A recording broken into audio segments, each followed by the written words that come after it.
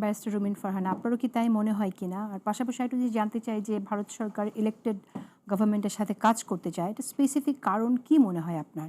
আর বোঝাই যাচ্ছে যে ইলেকশন হলে বিএনপি ক্ষমতায় যাবে, সুষ্ঠু নির্বাচন হবে এবং বিএনপি ক্ষমতায় যাবে, বিএনপির সাথে কোনো রকম বোঝাপড়া হলো কিনা? দেখুন, আজকে একটা বিষয়ে কিন্তু আমরা সকলেই একমত হয়েছি। ভারতের সঙ্গে তার আশপাশের দেশগুলোর একজনেরও সম্পর্ক ভালো না। অদ্ভুত একটি দেশ ভারত, দক্ষিণ এশিয়া, যার সঙ্গে শুধুমাত্র বাংলাদেশের একটি বিশেষ রাজনৈতিক দল মতের মানুষের ঘনিষ্ঠ সম্পর্ক ছিল। তার বাইরে আপামর সাধারণ জনসাধারণের সাথে রাষ্ট্রের সঙ্গে রাষ্ট্রের যে সম্পর্ক বলতে যা বোঝায়, সেটা ভারতের সঙ্গে বাংলাদেশের কখনোই গড়ে ওঠেনি, আনফর্চুনেটলি। আমার ভাই একটা কথা বলছিলেন যে সাধারণ মানুষ আগে অস্ত্র নেয়নি, এখন অস্ত্র তুলে নিয়েছে। এটাই হচ্ছে আমাদের জাতীয় ঐক্যমতের একটা চিহ্ন। আমি যদি বিনীতভাবে বলি, অস্ত্র তুলে নেয়নি বিকজ তখন সাধারণ মানুষ জানতো যদি তারা অস্ত্র তুলে নেয়, বিজিবির গুলি সবচেয়ে আগে তাদের বুককে ভেদ করে যাবে।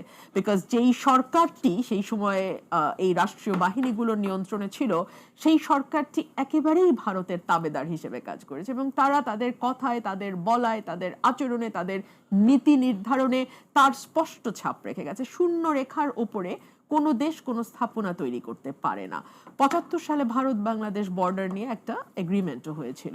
২০১০ সালে নাকি হাসিনা বলেছে যে আমাদের দহগ্রাম যেটা, সেখানে নাকি শূন্য রেখার ওপরে ভারত চাইলে কাঁটাতারের বেড়া দিতে পারে। এবং এখন কিন্তু দহগ্রামে যে গন্ডগোলটা হচ্ছে, সেটা কিন্তু এই কাঁটাতারের বেড়া নির্মাণ করেই, এবং সেখানে সাধারণ মানুষকেও নানানভাবে ভয়ভীতি দেখানো হচ্ছে। সো এই যে ভারতের এক ধরনের পরাজয়, যেটা আসলে পুরো বিশ্বের সামনেই ভারতের পরাজয়, বিকজ ভারত তো এই অঞ্চলটার তালুক নিয়েছে, এবং মোর স্পেসিফিক্যালি হাসিনা রেজিমে বাংলাদেশের তালুক ভারত নিয়েছে। এবং বলা হতো যে এই তালুক ফিরে পাওয়ার জন্য ভারত কি কি উদ্যোগ নেবে সেটা জানতে চাইছি। এই তালুক ফিরে পাওয়ার জন্য ডে ওয়ান থেকেই তো ভারত কাজ করছে। কিভাবে কাজ করছে দেখুন, যখন সারা বিশ্বের সকল দেশের দরজা শেখ হাসিনার জন্য বন্ধ হলো, তখন কিন্তু ভারতের দরজা খুললো। এবং এটা একা বিজেপি তাদের সরকারি দলের ডিসিশন না, কংগ্রেসও কিন্তু তাতে একমত জানিয়েছে, এবং অন্যান্য যে রাজনৈতিক দলগুলো আছে তাদের কারোরই এই বিষয়ে কোনো অমত ছিল না।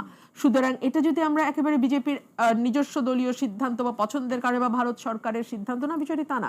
ওখানে তারা জাতীয় ঐক্যমতে এসছে যে শেখ হাসিনার ব্যাপারে দলমত নির্বিশেষে তারা সকলেই একমত।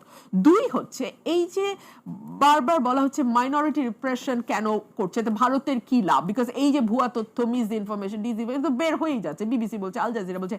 ভারতের লাভ এটাই আপনাদের মনে থাকবে। শেখ হাসিনা একটা কথা বলতো, আমি যদি ক্ষমতায় না থাকি, বাংলাদেশে উগ্রবাদীদের একটা রাজত্ব কায়েম হবে, জঙ্গিবাদের উত্থান হবে। এই কথাটি উনি রিপিটেডলি বলেছেন। ভারত এখন তার অসমাপ্ত দায়িত্ব পালনের বিষয়টি কাঁধে তুলে নিয়েছে, সে কারণেই সম্ভবত ভারত বিশ্ব দরবারে দেখানোর একটি চেষ্টা করছে যে বাংলাদেশে উগ্রপন্থীদের উত্থান হয়েছে, এখানে মাইনরিটিটা খুব একটা সেফ না। তিন হচ্ছে, বিজেপির রাজনীতি হচ্ছে হিন্দুত্ববাদের খেলা। এর বাইরে আসলে বিজেপির কাছে এই মুহূর্তে কোনো কার্ড নাই তার দেশকে অফার করতে। তো সে আরো বেশি হিন্দু হওয়া ছাড়া তার হাতে আর কোনো বিকল্পও নাই। সে তার নিজের দেশের মাটিতে যে ভোটের রাজনীতি, সেখানেও সে দেখাতে চায় যে সে শুধু নিজের দেশের হিন্দুদের প্রোটেকশনের ব্যাপারেই যে উদ্যোগী তাই নয়, সে আশপাশের সকলের, বিশ্বব্যাপী পৃথিবীময় যে হিন্দুরা আছেন তাদের সকলের নিরাপত্তা এবং সকলের মানে হর্তাকর্তা, বিধাতা এবং তাদের সেফটি সিকিউরিটির দায়িত্ব আসলে ভারত নিচ্ছে। সো তার ভিতরকার যে রাজনীতি, দেশের অভ্যন্তরে যে রাজনীতি, সেটাও এর সঙ্গে ওতপ্রোতভাবে জড়িত।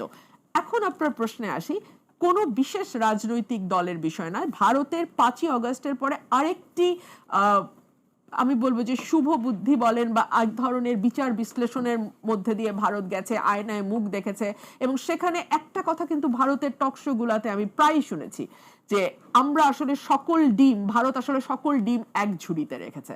সো এটা যদি ভারত বুঝতে পারে এবং দেশের সঙ্গে দেশের সম্পর্ক, জনগণের সঙ্গে জনগণের সম্পর্ককে মূল্য দিতে শিখে, তাহলে ভারতের জন্য সেটা ভালো হবে। কারণ আমরা কি সেই লক্ষণ দেখছেন? এখন পর্যন্ত দেখছি না। আর আমি প্রশ্ন করেছিলাম আপনাকে